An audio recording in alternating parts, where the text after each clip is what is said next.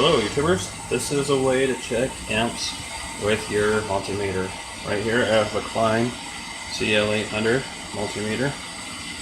All you have to do for checking amps is to put the clamp around the wire, just the one wire that you're going to read. And in this case, we have 17.82 amps. 17 amps right now.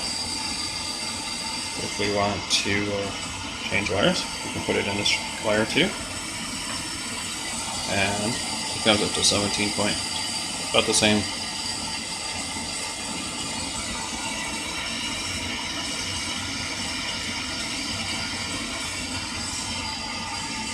Thanks for watching.